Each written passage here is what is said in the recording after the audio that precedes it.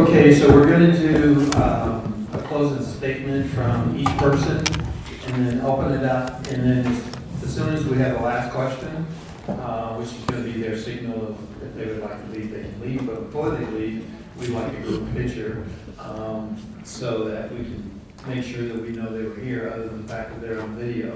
And then we're going to push it out. So I'm going to put this mic up, and then they'll make their closing statements. Then anyone that has a question, I'll need one mic back so that they can answer questions and you can include it together. So you have a mic over there. So we'll start with you closing. Any, whatever you think is best.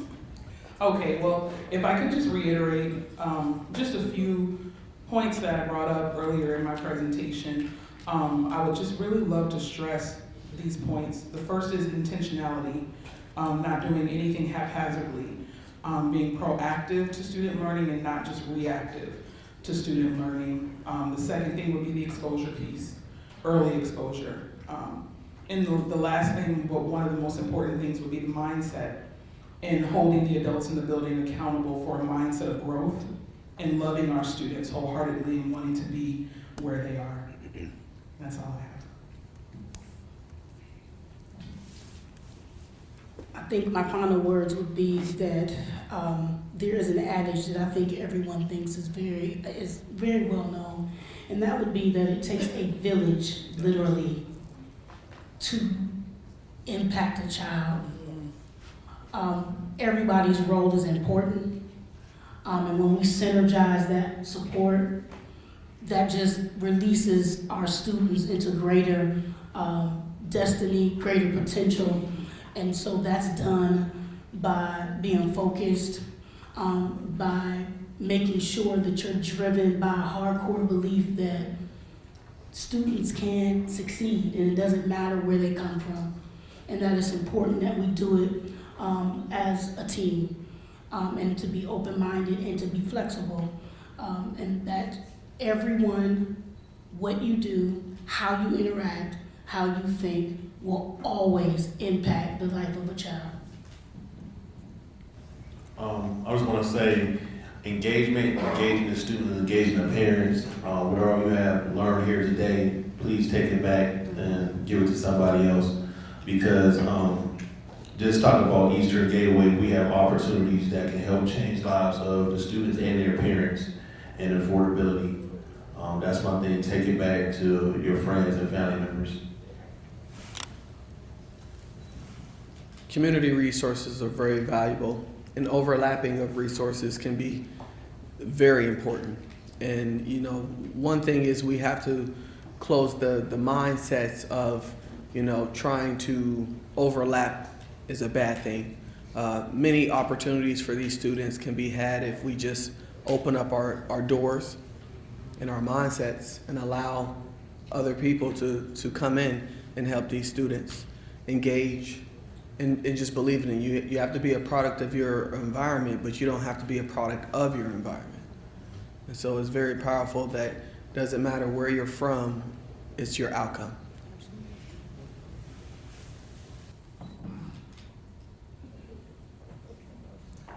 Okay, thank you. Questions? You had one last question. You had a question, Ms. Pappas, in that order. Thank you.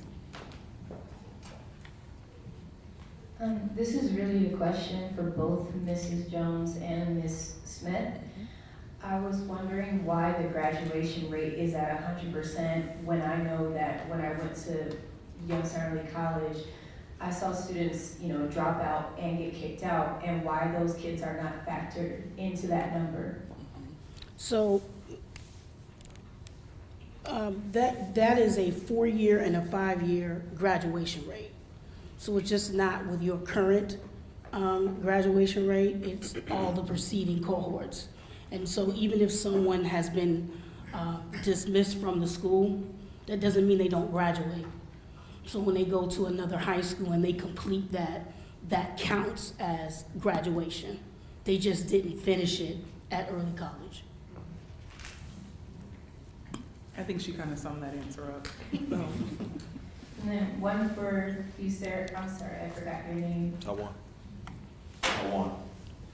Okay, so how long can you go before the 2-year plan at Eastern Gateway expires? Like, So we want you to, after you graduate high school, to come immediately after high school, so you can start the 2-year process of using the Gateway grant. I believe it's 6 months after graduation. yeah. You're welcome. I have a series of questions for the 2 school principals. Yes. Can you speak on testing? We, as a board member and as a former teacher, bombarded with too many tests. Too many, okay. And in the last, couple years for Youngstown, the NWEAs have been added. So can you speak about your feelings about all this testing, either or both of you? We have been inundated with tests, and then that's our responsibility as leaders to make sure we put it in the proper context. I, in fact, have value for NWEA because it measures something different than from AIR. AIR measures achievement, and NWEA measures growth. And so it's a more immediate result where the AIR is like an autopsy, is after the fact. With NWEA, because we administer it 3 times a year, we are able to easily benchmark growth over those intervals of time. So I think this question, there's a few facets to it. One of those things is that all this testing, of course, is coming as a result of No Child Left Behind and Every Student Succeeds Act. So there are some federal pushes of accountability on the state level and local level. And so there are some things we just can't get around, and it does come as a result of some schools not educating our students to their best. So, as it was stated, when we look at it in that context and we utilize the assessments for the benefit of our students, yes, there may be a lot of them. I can also state that our district has reduced some of those assessments. So, for example, we only do NWEA twice a year now as opposed to 3 times a year. And they've reduced a few other assessments as a result of parents and community members asking us to lessen the amount of assessment students take. So I would say on one hand, they are beneficial because they hold us accountable to a number. And on the other hand, I do agree that there, to a certain extent, there are some needs to reduce how often students have to sit for standardized assessments. And in conjunction with that, testing takes away from time on teaching. And so do you think we're spending enough time teaching as opposed to doing non-teaching things? And I've been a proponent of year-round school, and parents and other folks and teachers said, no, we're not doing that year-round thing. So can you speak on that? Sure. I think that, and this is coming from me having been a classroom teacher. Mm-hmm. When you are good with maximizing instructional time, it's inevitable that there will be some interruptions to your instructional process.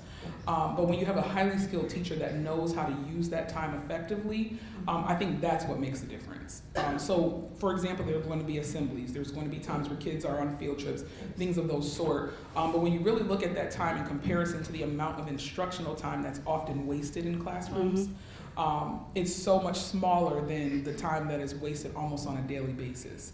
So it could be something as small as spending 5 minutes to pass out papers and collect them. When you add that up over a year's time, it actually accounts to more time than what students have taken the test. Yes. So I think that just to answer that question, my push is always maximizing instructional time with my teachers, making sure that from the moment students step into that classroom, learning is happening, and that until they walk out of that classroom, learning is happening. And then that's the way we counteract those few interruptions we have to the instructional process. You good? Okay. And I guess where I'm coming from with that, because early colleges are different than the other schools, and the negative impact on our regular schools is obvious. But based on what you two were saying, I understand that. But the time on task and time of teaching in regular schools is being negatively impacted, and it has impacted the academic performance of our students in our city. And of course, I can't speak for Cleveland, but you know what our academic situation is here. So, and then my final question is for you, Ms. Jones. How many special ed students do you have at early college? I saw your data. I don't remember you mentioning that. So we currently have about, I would say 10 to 12% of our population is special ed. They're on IEPs or 504s.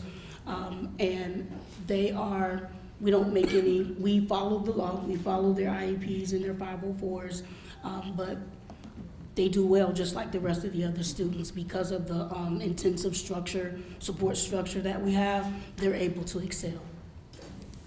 And on an extra note, a lot of those students, they do transfer to 2- and 4-year institutions, and we do have to assess them, or not only assess them, but then offer assistance as well.